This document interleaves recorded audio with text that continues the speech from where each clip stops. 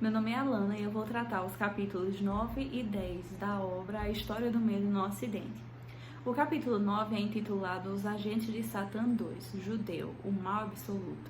É muito interessante a abordagem do autor porque ele começa afirmando que na Europa Ocidental o antijudaísmo mais coerente e mais doutrinal se iniciou quando a igreja estava começando a perceber os seus inimigos por toda parte. A igreja estava começando a nomear os seus inimigos. Ele diz que, do mesmo modo que o racismo hitlerista deu ao antissemitismo alemão do começo do século XX uma agressividade nova, o temor ao judeu experimentado pela igreja militante entre os séculos XIV e XVII exacerbou e legitimou os sentimentos hostis em relação aos judeus. Por muito tempo, o autor diz que a historiografia ela manteve o foco no antijudaísmo que existia de uma forma popular, de uma forma mais disseminada nos centros urbanos. E por muitos e muito tempo a historiografia não se atentou ao lado religioso desse ódio propagado contra os judeus, Apesar desses fatos lembrados, que os burgueses e o povo miúdo via os judeus como usurários ferozes, como sanguessugas dos pobres, como envenenadores das bebidas dos cristãos, os judeus se tornaram uma das faces do diabo, principalmente pela influência da igreja, pelo fator religioso. O antijudaísmo ocidental teve essa característica dominante, teve a característica de ser ligado ao fator religioso. O autor cita o exemplo de alguns países europeus que passaram a ver os judeus como mal. E ele cita a ênfase da Espanha, o exemplo da Espanha, que durante muitos e muito tempo, a Espanha foi um país aberto, onde os judeus viviam livremente e eram acolhidos como cidadãos normais. Mas que ela passou de ser um país tolerante, homogêneo, que acolhia os judeus de toda parte, a um país totalmente intransigente, xenófobo e fechado, por conta da ascensão de uma burguesia cristã e da consciência da tomada de consciência religiosa e da responsabilidade missionária também, que ela é atrelado a isso tudo. Tem uma citação aqui que ele fala, uma pergunta que ele diz o seguinte questionamento: foi por acaso que a intolerância acompanhou os ímpetos de exaltação cristã e que as violências contra os israelitas tiveram lugar muitas vezes na época da Páscoa? Então ele faz essa pergunta para levar a gente ao questionamento, de muito do antissemitismo que era propagado está relacionado ao fator religioso. A longa crise da igreja, começada com a grande cisma, continuada com outros fatores, como a reforma protestante, provocaram um endurecimento doutrinal e um medo maior do perigo judeu. Então ele cita o acontecimento da reforma protestante como um fator que foi importante nessa propagação desse ódio aos judeus. O reformador, Lutero, ele no início da sua jornada, no início da sua caminhada enquanto reformador, depois da reforma protestante, ele propagava um discurso de amor. Ele dizia o seguinte: se queremos ajudá-los, é a lei do amor cristão que deve aplicar-lhes. Então Lutero no início ele queria amar os judeus, cuidar dos judeus. Mas o interesse por trás desse amor, desse cuidado, desse abraço para com os judeus, era o interesse de convertê-lo. E o Lutero, ele logo mudou de posicionamento em relação aos judeus depois que viu a dificuldade deles se converterem. Então, em 1543, ele publicou um panfleto de 200 páginas intitulado Contra os Judeus e Suas Mentiras. E o panfleto estava repleto de frases de ódio proferidas contra os judeus. Vou citar alguns exemplos. Cristo não tem inimigos mais venenosos, mais escarnecidos, mais amargos do que os judeus. E ele se fala também o seguinte: quando Deus e os anjos ouvem peidar um judeu, quantas gargalhadas e quantas cabriolas. Então ele lança ataques aos judeus de forma totalmente deliberada, nesse panfleto de 200 páginas que ele escreveu. E além disso, ele insinuava atear fogo em sinagogas para destruir totalmente qualquer vestígio dessa religião, desse fenômeno religioso. O ataque de Lutero aos judeus foi tão forte que muitos reformadores da Suíça e da Inglaterra desaprovavam esse comportamento dele, né, e essa linha de pensamento que ele começou a adotar. Outros dois motivos de queixa pesada que alimentavam o antijudaísmo era a acusação de usura e do deicídio. Eles diziam que os judeus, enquanto o povo, tinham matado a Cristo, né, eram os matadores de Deus. Eles eram acusados, né, de profanação da hóstia, e a grande esperança para o judeu era a conversão, né? Naquela época, a grande esperança para o judeu era a conversão, acreditando que o batismo expulsava demônios, e multidões gritavam aos judeus a morte ou a água benta. Muitas vezes os judeus eram obrigados a ouvir sermões e até mesmo se batizarem sob ameaça com espadas em meados dos anos 1400. Houve um concílio na Basileia em 1434 que marcou a história do antijudaísmo. Esse concílio da Basileia decreta que os judeus não serão mais admitidos nas universidades, nem deverão mais cuidar da saúde dos cristãos. Além disso, esse concílio propagou uma série de proibições, como, por exemplo, a proibição do estudo do próprio Talmud, né?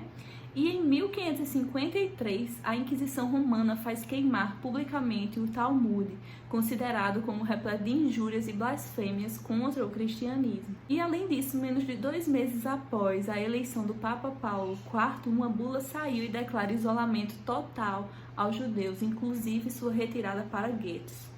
Após tudo isso, os judeus que se convertiam ao cristianismo ainda eram vistos com uma certa suspeição, sendo muitas vezes acusados de heresia. O autor conclui essa parte dizendo que antes do século XIV tinham havido vários antijudaísmos, locais, diversos e espontâneos, e em seguida eles deram lugar progressivamente a um antijudaísmo unificado, teorizado, generalizado e clericalizado, ou seja, ele mostra a influência da religião e em peso, né, do cristianismo para a propagação desse antijudaísmo ao longo da história. O capítulo 10 da sua obra é intitulado Os Agentes de Satã 3, a Mulher. E ele começa falando que no início da Idade Moderna, na Europa Ocidental, o antijudaísmo e a caça às bruxas coincidiram na história. As mulheres também foram identificadas como um perigo à igreja, um perigo aos dogmas da igreja e um agente de Satã.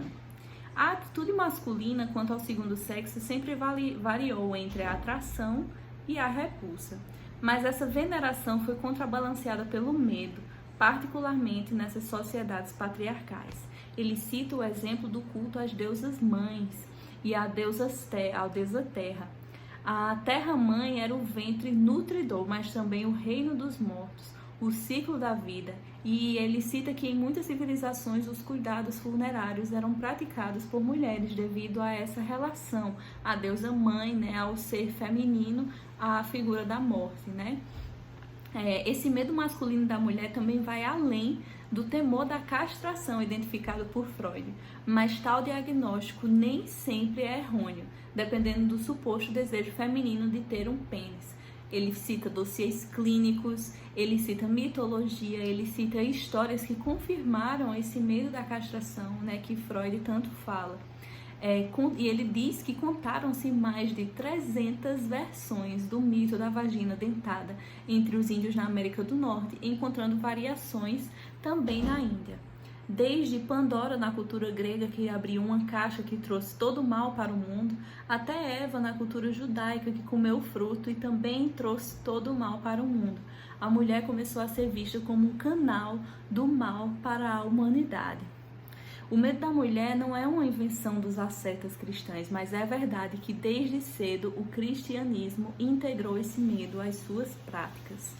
E tal leitura do evangelho, tal leitura da mulher chega a ser injusta quando o autor cita, né, o próprio Cristo, as atitudes de Cristo, de Jesus, o modo como Jesus se comportou, né, em sua peregrinação, que ele conta que as atitudes de Jesus ao conversar com mulheres, né, ao colocar as mulheres com certa evidência nos seus escritos, Ele diz que essas atitudes de Jesus e a sequência de atos que Jesus fez, né, que Jesus executou, trazem à tona um desejo revolucionário por igualdade, mas que tal igualdade propagada por Jesus não foi entendida pelos seus seguidores. E desde o início da fé cristã, a mulher foi vista, né, como algo mal, como uma figura relacionada ao mal, ao pecado.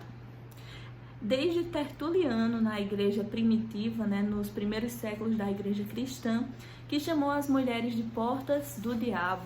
Até mesmo Agostinho, que afirmou que o homem era a imagem e semelhança de Deus, e não a mulher. Junto a isso, a Idade Média cristã somou, racionalizou e aumentou as queixas misóginas, recebidas das tradições de que era herdeira. Além disso, a cultura encontrava-se agora nas mãos dos clérigos celibatários, que exaltavam a virgindade e se enfureciam contra a tentadora de quem temiam seduções. Tal medo influenciou a literatura monástica, que proferia um discurso injusto e odioso. A longo prazo, o culto mariano e a literatura dos trovadores foram importantes para a promoção da mulher. Mas apesar da literatura mariana e dos trovadores, né, exaltarem a mulher de alguma forma, a represália vinda da literatura monástica que ele cita aqui foi muito pesada e fez com que o ódio à mulher se sobressaísse a qualquer literatura que exaltasse, né, o sexo feminino. No século XIII, os sermões foram veículos e multiplicadores de uma misoginia com base teológica. Os discursos teológicos, as pregações diziam que a mulher era predestinada ao mal, chamavam a mulher do diabo doméstico, criaturas invariáveis e mutáveis, fontes de toda a perdição. Tais elementos teológicos se expandiram e justificou também a caça à feiticeira, né? A caça às bruxas que a gente falou no início do capítulo. Além do discurso teológico, a ciência médica afirmou a inferioridade estrutural da mulher, falando que elas devem ser mantidas na coleira e que possuem temperamento frágil e mole. Eram consideradas efêmeras por natureza, um macho mutilado e imperfeito. O discurso dos juristas também seguia o mesmo ritmo, né, o mesmo rumo, acusando as mulheres de serem desprovidas da razão, um animal mutável. Alguns tribunais admitiam que o testemunho de um homem vale pelo de duas mulheres, por serem menos confiáveis. E, no final, já seguindo para o final do capítulo 10, o autor diz que a produção literária também era frequentemente hostil à mulher. Ele cita um exemplo de um autor de sucesso chamado Adam Schubert, que em 1565 escreveu um livro intitulado O Diabo Doméstico. E nesse livro ele encorajava os maridos a usarem bastões para controlar suas esposas, né? E nos livros, na literatura da época, os defeitos da mulher eram aumentados e o desprezo a elas mesmas eram proferidos de forma indiscriminada. De forma semelhante, a iconografia tratou a mulher de forma frequentemente malévola. Fábulas antigas, gravuras e poesias contribuíram para a construção dessa imagem da mulher, cuja natureza tem como príncipe e Deus o próprio Satanás.